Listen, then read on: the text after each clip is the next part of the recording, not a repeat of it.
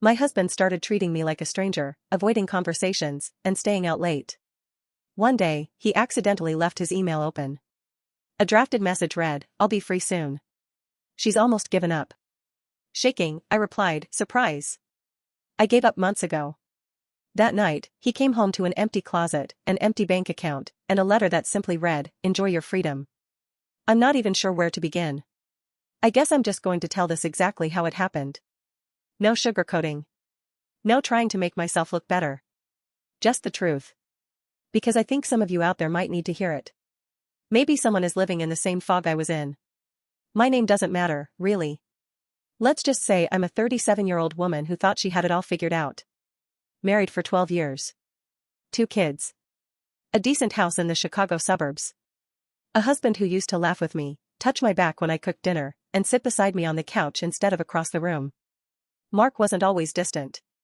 When we first met, we were inseparable. He was charming, attentive. We could talk for hours about nothing. He brought me coffee in bed, remembered small things I said, held my hand in public even after we got married. But something changed. Slowly, at first. I noticed he started coming home later. He said work was picking up. Deadlines, he'd say. He's in IT, so I figured maybe things got busier. I didn't question it at first. Then, he stopped talking to me. Not completely. But he didn't ask about my day anymore. Didn't seem to care when I told him something exciting or even upsetting. Our dinners got quieter. Our bedroom colder. There were nights he'd come home, grab a beer, and just sit outside scrolling his phone. At first, I tried to reconnect. I asked him if something was wrong.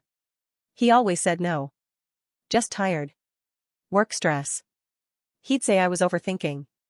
I believed him for a while. I started blaming myself. Maybe I was too emotional. Too clingy. Not fun anymore. I tried to do better. I started planning small date nights. Cooking his favorite meals. Wearing makeup again, even around the house. But nothing changed. If anything, he pulled further away. The final straw, the thing that ripped the curtain wide open, happened on a Saturday afternoon. I'll never forget it. Mark left for what he called a client meeting. It was weird, because it was the weekend, and he looked more dressed up than usual. I said nothing. Just told him to be safe and watched him walk out. About 20 minutes later, I went into the kitchen to grab something, and I saw his laptop open on the table. It wasn't locked. That was strange. Mark always locked his devices. I wish I could say I hesitated. That I respected his privacy. But I didn't. My gut had been screaming for weeks, maybe months. I clicked the email tab. What I saw felt like my lungs collapsed. A drafted message. Not sent. Just sitting there, open, like it was waiting for someone.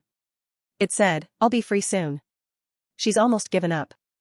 I stared at the words for a long time. She's almost given up. I was she. I started shaking.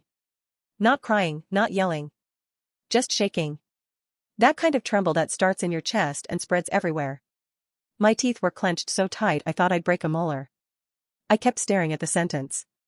I'll be free soon. That's what he called our marriage now. A prison? And he was waiting for me to give up, just so he didn't have to be the bad guy? It hit me then, he wanted me to be the one to leave. He was waiting it out, slowly wearing me down, until I had nothing left. I didn't think. I just acted. I clicked reply. Not even a new email. I hit reply on his message to her.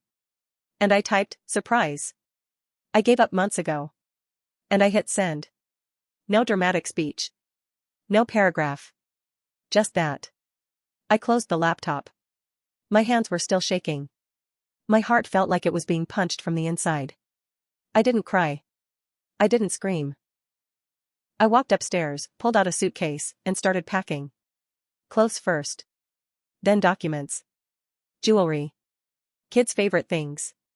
Toothbrushes. I wasn't thinking about next week or next month. I just knew I had to go. I checked our shared bank account and moved half to my personal account. It wasn't even sneaky, it was survival. I left the closet half empty. I wanted him to see the space. On the kitchen table, right next to where his laptop had been, I left a handwritten note. Just a few words, "Enjoy your freedom." That was it. I took the kids and drove straight to my sister's place in Milwaukee. I didn't even text him. I turned off my phone for the night. When I turned it back on the next morning, I had 12 missed calls and 24 texts. They started with "Where are you?" and "Are you okay?" Then shifted to "We need to talk," and finally, "This is overreacting." Overreacting? I didn't respond. Not for days. And honestly, I'm still not sure how this story ends. I don't know if I'm going to fight for more custody.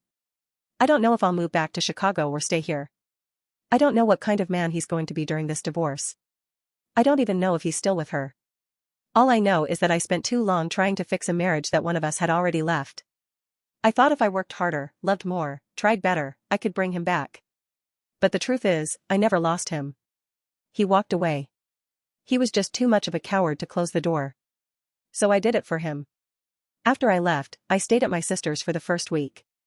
Laura didn't ask too many questions. She knew me well enough to see I wasn't ready to talk. She just made coffee, helped with the kids, and kept her guest room warm. I barely slept. I kept hearing that line over and over. She's almost given up. It wasn't even what he said. It was how casual it sounded.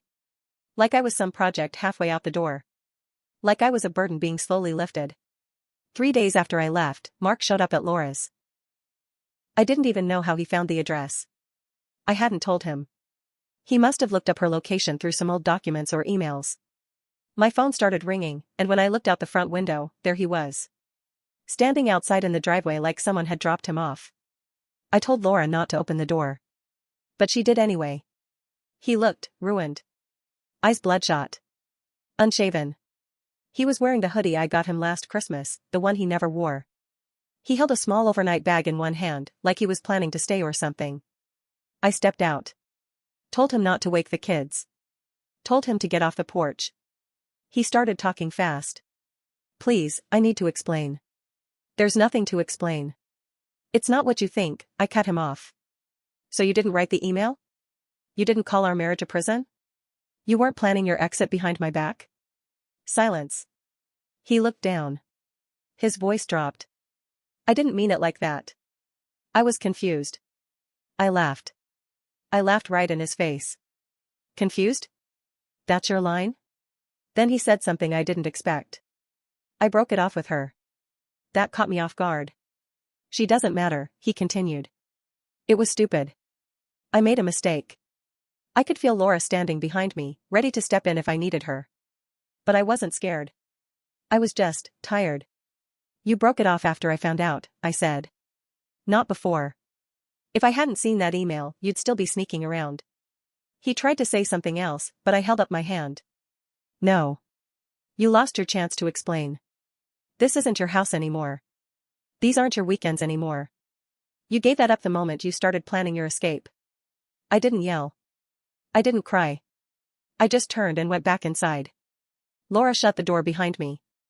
The next morning, I got a call from my lawyer friend, Maria. She said Mark had frozen the joint account. The one I left his half in. I hadn't touched it. I left him what was fair. But now it was locked up. I called him. Straight to voicemail. A few hours later, I got a text, "We'll handle this legally. If you want to be petty, fine. I can play that game too." Petty? I didn't even take everything. I didn't clean him out. I left him something. I took care of the kids, paid for the gas, packed their clothes. I left him the house. But now it was a game? It only got worse from there. He started saying I was keeping the kids from him. That I kidnapped them across state lines. He filed a temporary custody order in Cook County, trying to get them returned to their home environment. He told the court I was emotionally unstable. He even sent them a screenshot of a message I'd sent Laura weeks ago where I said, "Sometimes I want to drive and never come back." That message was taken out of context. It was a late night, I was venting, I wasn't okay, but I wasn't unfit. Suddenly, I was fighting not just for my peace but for my kids. I had to hire an attorney. Laura loaned me the money for the retainer. It was around this time that I got another twist to the knife. Remember Lisa? The woman from the email? Yeah. She wasn't some one-night fling. She wasn't just a girl from the office. She was pregnant. I found out because someone, maybe out of guilt, maybe out of drama, sent me a message through Facebook. A woman I didn't know. She worked at the same company. She said she thought I deserved to know. There was a photo attached. Mark and Lisa at a restaurant. She was visibly showing. Maybe 5 months along. My legs nearly gave out. He wasn't just planning to leave me. He was planning a new family. A whole new life. He was starting from scratch, and I was just a loose end. I confronted him. I called. He answered. You got her pregnant? I said. No anger. Just numb. Silence. Then, she said it was an accident. I don't know why I laughed again, but I did. She's pregnant, and you told her you'd be free soon. He said nothing. You were never confused. You were preparing. You were rehearsing your lines for a new audience. He hung up. And I realized then that this was never going to be clean. There would be no apologies, no honesty, no accountability. He wanted out, and he was going to make me the villain to get it. So I started documenting everything. Every call. Every text. Every interaction.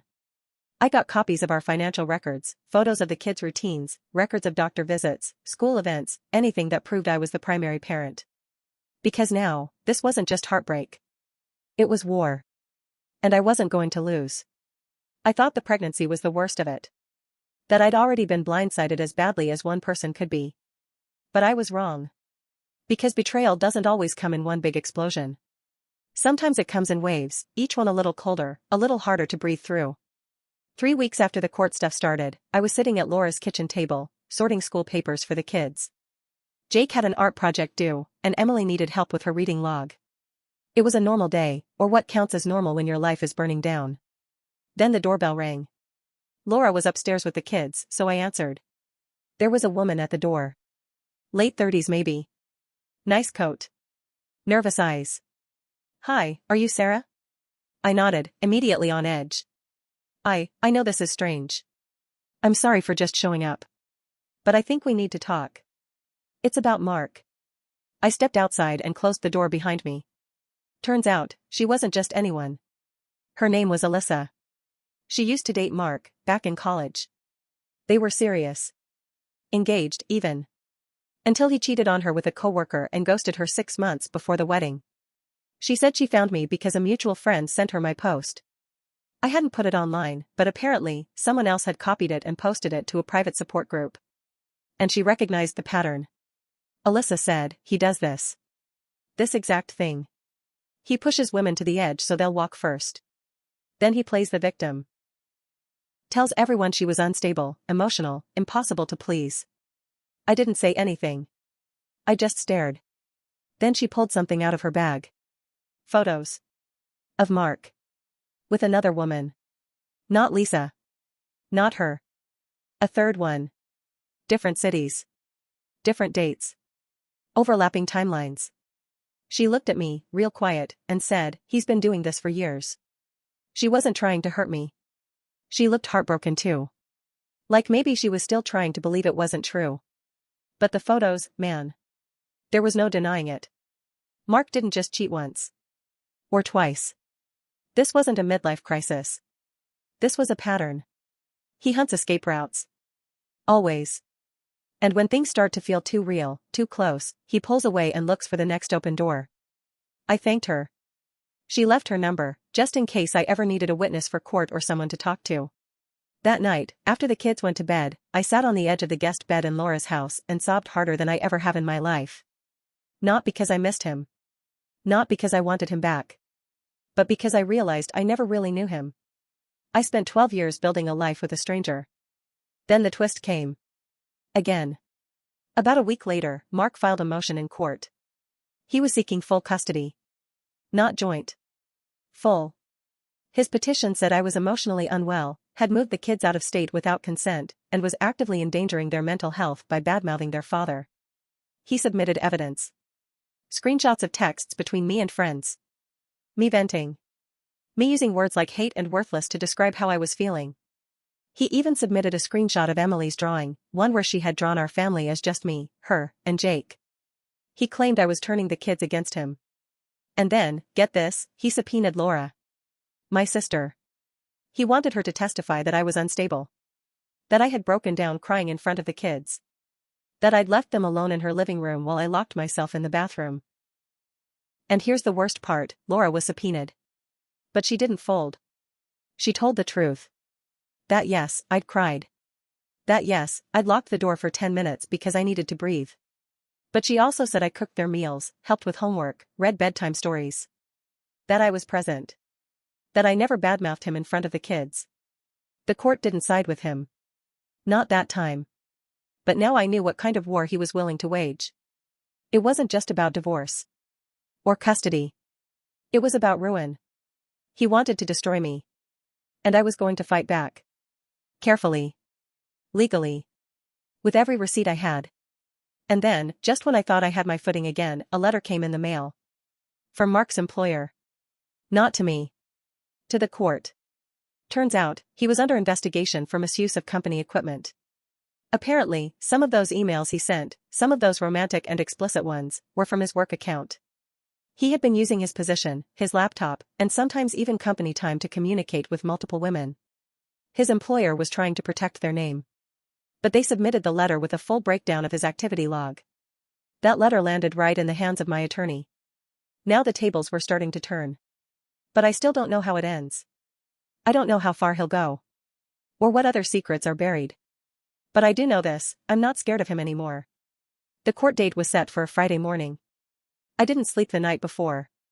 I just kept going over everything in my head, every lie, every twist, every time I doubted myself when I should have trusted my gut. Laura came with me. So did Maria, my attorney. The kids stayed home with a sitter. I wore a simple black blazer and flats. No makeup. No lipstick. I didn't want to look put together. I wanted to look real. Mark showed up 5 minutes late. Of course he did. He walked in with that same smug look I'd grown to hate. Like he was the one being wronged. Like I'd destroyed his happy little life by reacting to the bomb he dropped. Lisa was there, too. Pregnant belly out. Hands resting on it like she wanted everyone to see what she'd won. I didn't look at her. I didn't need to. The judge started the hearing. We went over the usual, custody schedules, financials, motions. It was tense, but controlled. Until my lawyer brought out the emails from Mark's company. There was a moment, just a second, where his face changed. Panic. Just for a flash. Maria laid it all out, inappropriate conduct, work violations, time-stamped logs showing his affair started months before I left. She read excerpts aloud. And then she turned to Lisa. Ms. Hammond, did you know the romantic messages your partner sent you were composed on his work-issued device during business hours? Lisa blinked. What? Did you know there were similar messages sent to 2 other women during that same time period? Lisa looked at Mark. He was frozen. Dead silent. Everyone in the courtroom just stared. Lisa stood up. You said it was just me, she hissed. You said she was crazy. Mark finally spoke. She is crazy. She's manipulating this whole thing. She stole the kids, she emptied our account, you were cheating on everyone. Lisa shouted, loud enough to echo. It broke open from there. Lisa stormed out. Mark chased after her. I sat in that courtroom, still and quiet, while the judge called a recess. Maria leaned over and whispered, that was the end of him. And it was. That outburst. That chaos. That truth exploding in front of everyone, judges, lawyers, strangers, was his downfall. The next few weeks moved fast. Mark was dropped from his job. Lisa stopped answering his calls. His visitation was put on hold pending a court-ordered evaluation. His lawyer tried to negotiate behind the scenes, but the judge had seen enough. The final custody agreement gave me primary custody. He'd get supervised visits. No overnights for 6 months. Mandatory counseling. Random drug tests, too. Turns out he'd been drinking more than anyone knew. Financially, I got the house. He didn't fight it. Probably couldn't afford it anymore. And the last time I saw him, face to face, was 2 months later. He came to pick up some of his stuff. I didn't let him in. I handed him the box on the porch. He looked small. Pale. Tired. I lost everything, he said. I didn't say a word. You didn't have to destroy me. I looked him in the eye and said, you did that to yourself. I just stopped covering for you. And I shut the door. Later, Laura and I sat on the porch, sipping coffee while the kids played inside. She asked me how I felt. I thought about it. I wasn't happy. Not exactly. I wasn't healed. I was still tired. Still angry. But I wasn't broken anymore. I feel like I came out of a coma, I told her. Because that's what it was. 12 years of shrinking, bending, justifying, forgiving, pretending. And now? I was awake. There are days I still cry. Not for him. But for the life I thought I had. For the woman I used to be. For the quiet parts of me that were ignored for too long. But I also smile more. I laugh with my kids. I sleep better. I started writing again. I even signed up for a hiking group. Yes, me, outside. In boots. Mark's name doesn't come up much anymore. The kids ask questions, and I answer simply, truthfully, without bitterness. He made choices, I say. But you are not those choices. You're just you. And I love you no matter what. I don't know what happens next. Maybe I meet someone. Maybe I don't. Maybe I move to a new city. Maybe I stay right here. But I do know this, I'll never lose myself again for the sake of keeping someone else comfortable. I survived the unraveling of my entire life. And somehow, in the wreckage, I found myself again. That's the real ending.